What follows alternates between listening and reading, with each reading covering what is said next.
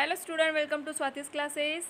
आज हम देखेंगे फिफ्थ स्टैंडर्ड का English lesson number 7 major Dhyan Chand. तो देखिए इस लेसन में आपको क्या दिया है कि 1936 में जो मैच हुई थी हॉकी की ओलंपिक गेम्स में, उसका जो भी एक्सपीरियंस था या फिर किस तरीके से मैच को जीता गया था और मेजर ध्यानचंद जो थे उन्होंने किस तरीके से अपना योगदान दिया था उस मैच के लिए या फिर किस तरीके से उन्होंने जीता था, ये सब हमें इस लेसन में दिया है। तो चलिए लेसन को स्टार्ट करते हैं। Saturday 15 August 1936, it was the day of the hockey finals during the Olympic events held in Berlin। तो ओलंपिक इवेंट जो था ये कहाँ पे होने वाला था? बर्लिन में।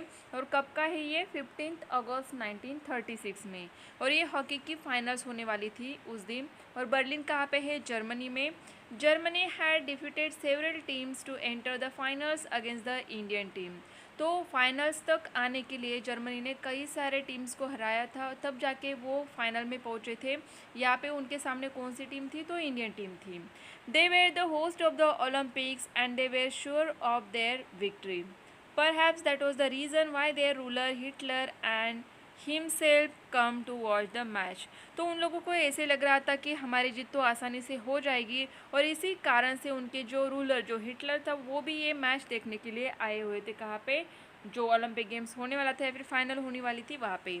All the day before it had rain heavily. और जिस दिन मैच होने वाली थी उसके एक दिन पहले जो है काफ़ी तेज़ बारिश हुई थी।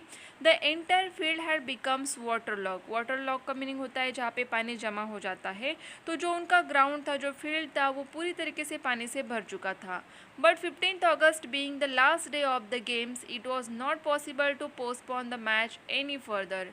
तो कभी कभी ऐसे हो जाता है कि बारिश के कारण, देखिए आपने सुना होगा क्रिकेट के मैचेस भी जो होते हैं वो पोस्टपोन किए जाते हैं, या फिर ओलंपिक गेम्स हो या फिर कोई भी जो गेम्स होते हैं उस दौरान अगर बारिश हो जाती है या फिर कोई भी इशू हो जाता है तो मैचेस पोस्टपोन होती है। लेकिन ओलंपिक गेम का ये लास्ट दिन था, तो अभी यहाँ पे उन्हें चांसेस ही नहीं थे कि वो पोस्टपोन कर पाए, तो इसीलिए मैच तो होने वाला था। The Indian team was a little under pressure as they had loss to Germany in the practice match and they were not very comfortable with the wet ground. तो इंडियन टीम के जो भी player थे ये काफ़ी pressure में थे उस समय, क्योंकि वेट ग्राउंड होता है तो उस समय खेलना थोड़ा सा मुश्किल होता है, क्योंकि आपको भी पता है कि हॉकी के मैचेस कैसे होते हैं। हॉकी खेलने के लिए आपको बॉल के ऊपर भी कॉन्सेंट्रेट करना पड़ता है, उसके साथ साथ आपको रन भी करना पड़ता है ग्राउंड के ऊपर। अगर ग्राउंड ही गीला है तो थोड़ा सा मुश्किल होता है। About 40,000 people had gathered in the hockey stadium to cheer. तो देखिए इतने सारे लोग आ चुके थे जर्मनी को चीयर अप करने के लिए, जो कि इंडिया के अगेंस्ट खेलने वाले था। The Maharaja of Baroda state, the prince of Bhopal and a few other Indians had also come to support the Indian team. तो इंडियन टीम को भी सपोर्ट करने के लिए लोग तो आए थे इंडिया से, लेकिन काफ़ी कम थे अगर कंपेयर टू जर्मनी के लोग अगर हम देखेंगे। The match started exactly at 11 AM, और 11 बजे मैच उनका स्टार्ट हुआ। The German team had adopted a novel strategy of using the Indian technique of short distance passes against the Indian team itself। तो जर्मन टीम ने यहाँ पे एक ऐसी स्ट्रेटेजी की कि जिस तरह की इंडियन जो प्लेयर थे वो खेलते थे, जो उनका टेक्निक था शॉर्ट डिस्टेंस पास करने का, वही उन्होंने यूज़ किया अगेंस्ट इंडियन टीम के। They had resorted to a very aggressive play. The Indian team was offering and equal strong resistance. तो वो काफ़ी एग्रेसिवली खेल रहे थे जर्मन टीम, लेकिन इंडिया के टीम के जो प्लेयर थे उन्होंने भी काफ़ी स्ट्रॉन्ग रेजिस्ट किया था, वहाँ पे उनका मुकाबला किया। No team could make a goal during the first half hour. तो फर्स्ट हाफ आवर जो था, जो टाइम था, उस समय किसी भी टीम का गोल नहीं हुआ था। During the 32nd minute Roop Singh score the first goal hitting the ball towards the goal post from a difficult angle. तो उस समय रूप सिंह जो थे उन्होंने पहला गोल किया था, काफ़ी डिफ़िकल्ट एंगल से उन्होंने बॉल जो है गोल पोस्ट में डाला और वहाँ पे गोल उन्होंने बनाया था। In the second half of the match the Indian team found a firm footing. Firm footing means क्या कि उन्होंने अपने पैर जमा लिए थे मैच के लिए या फिर खेलने के लिए। The entire team played as a one and made 3 more goals against Germany. तो सारी टीम एक साथ मिलके खेल रही थी, इसीलिए उन्होंने जर्मनी के अगेंस्ट यहाँ पे 3 और गोल कर लिए थे। 2 of them were made by the captain of the Indian team Dhyan Chand. और इसमें से जो 2 गोल थे ये बनाए थे ध्यानचंद, जो कि इंडिया टीम के कैप्टन थे। However, the German players were also trying their level best to win. German players भी पीछे नहीं थे, उन्होंने पूरी कोशिश की थी जीतने के लिए. They too succeeded in making one goal, और उन्होंने भी एक गोल बना ही लिया था. Now only a few last minutes were left. अभी कुछ ही मिनट बाकी थे. Dhyanchand had resolved to win the match at any cost without allowing Germany to make any more goals. तो ध्यानचंद जो है पूरी तरीके से ऐसे खेल रहे थे कि उन्हें ये मैच जो है किसी भी हालत में जीतना ही है और जर्मनी को गोल होने से भी बचाना है. His spike shoes were making it difficult for him to run fast on the wet ground. तो उनके जो शूज़ थे वो थोड़े से अलग तरीके के थे. जो स्पाइक शूज़ होते हैं वो थे जिनके कारण उन्हें गीला ग्राउंड जो था या फिर कीचड़ का ग्राउंड हम कह सकते हैं कि उसके ऊपर तेज़ भागना काफ़ी मुश्किल हो रहा था उनके लिए. He remove the shoes and the socks and began to run barefoot. तो उन्होंने क्या किया, अपने शूज़ अपने सॉक्स निकाल दिए और बेयरफुट मीन्स नंगे पैर वो भागने लगे. Using his amazing skill of dribbling and his near magical game, he began to send one pass after another to the players in the D, that is in the defenders or opponents area from where they could make goals. तो इस तरीके से उनका जो भी skills था उन्होंने use किया पूरी तरीके से और वो अपना गेम बेस्ट करने की कोशिश कर रहे थे. They too did not let the passes go waste. The Indian team score 3 more goals. और इंडिया के और 3 गोल यहाँ पे बन चुके थे. Dhyanchand could have easily made the goals himself from his own position, but he never play a selfish game. वो चाहते तो सिर्फ अपने ही तरीके से खेल के जीत सकते थे या खुद के लिए ही खेल सकते थे, सेल्फिश हम कह सकते थे, लेकिन उन्होंने ऐसा गेम नहीं खेला.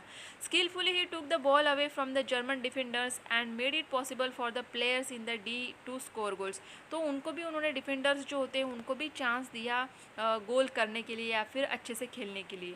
The German strategy had prove fruitless. तो उन्होंने जो भी स्ट्रेटेजी यहाँ पे अपनाई थी खेलने के लिए वो फ्रूटलेस मीन्स उसका कोई भी फ़ायदा उन्हें नहीं हो रहा था. अ defeat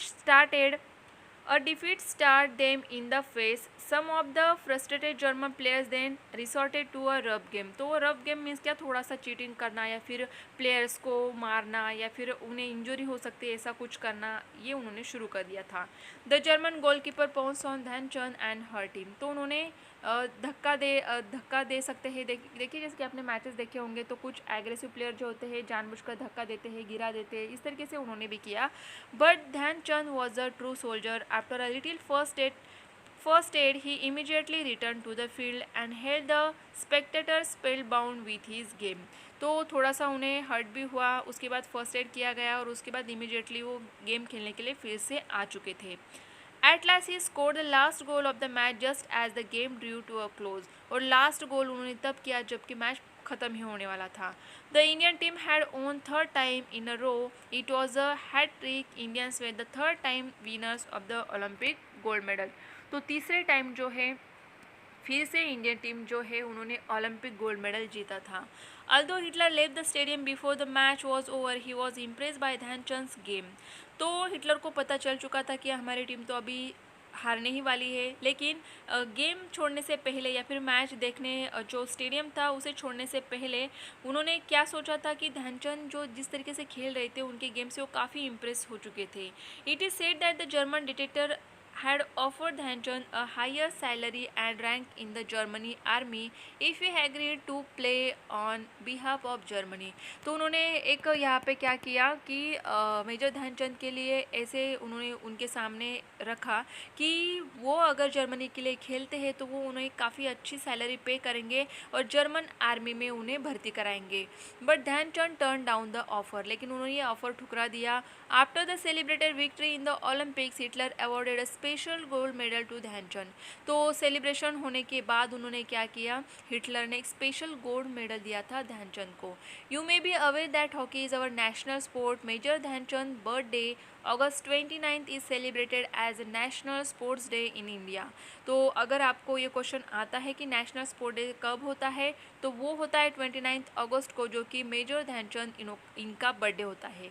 the famous national stadium in Delhi is named after the great hero Dhyanchand. Who knows, perhaps one of you may carry the legacy of Dhyanchand further and win great glory for our country. तो उन्होंने सिर्फ और सिर्फ अपने देश के बारे में सोचा और देश के लिए ही वो खेले थे. तो उनके बाद दिल्ली का जो स्टेडियम है, नेशनल स्टेडियम है, उसे उनका नाम भी दिया गया है. नेक्स्ट दिया है यहाँ पे पेज पे देखेंगे. The lifeless hockey stick used to come alive in the hands of Dhyanchand when the dribble the ball just wouldn't leave his stick। जैसे देखिए लाइफलेस हॉकी मीन्स क्या, हॉकी में जान नहीं होती थी लेकिन फिर भी उनके हाथ में आने के बाद वो जिंदा हो जाती थी, कि जिस तरीके से वो अपना गेम खेलते थे। Some people even stole his stick and broke them open to see whether they contain a special glue और मैग्नेट। तो कुछ लोगों ने उनका स्टिक जो है वो चुराया, उसे तोड़ के देखा कि किस तरीके से इस बॉल को वो इतनी देर तक रख पाते हैं हॉकी स्टिक से जुड़े हुए, क्या उसमें कोई ग्लू और मैग्नेट लगा हुआ है। Dhyanchand was even made to play with other ordinary stick, but even then his play was as charismatic as ever. charismatic as ever।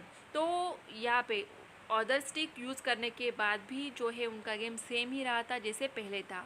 Dhyanchand's real name was Dhyan Singh. He was a soldier in the Indian Army. He couldn't practice his game during the day because he used to be busy on his duty as a soldier। तो वो Indian army में भर्ती हुए थे, तो वो एक soldier थे जिनकी ड्यूटी आपको पता ही होगी कि उनको बिल्कुल भी टाइम नहीं होता है अदर एक्टिविटीज़ के लिए, तो उन्हें प्रैक्टिस के लिए भी टाइम नहीं मिलता था। That is why he use to practice at night in moonlight. तो रात के समय मूनलाइट में वो प्रैक्टिस करते थे। It is believe that his coach fondly began to call him Dhyan Chand. Chand mean moon. तो उन्हें ध्यानचंद जो नाम दिया गया है, मीन्स उनका नाम था ध्यान सिंह, लेकिन ध्यान चंद जो नाम दिया गया है वो चांद के हिसाब से, मीन चांद क्या मून होता है इसके लिए। The name stay with him. तो ये नाम उनके साथ ही जुड़ गया था, ध्यानचंद उन्हें कहा जाता था। तो इस तरीके से ये लेसन आपको दिया है। आई होप आपको लेसन समझ में आया होगा और अच्छा भी लगा होगा। तो वीडियो अगर आपको अच्छी लगती है तो वीडियो को लाइक कीजिए और चैनल को सब्सक्राइब नहीं किया होगा तो सब्सक्राइब ज़रूर कीजिए।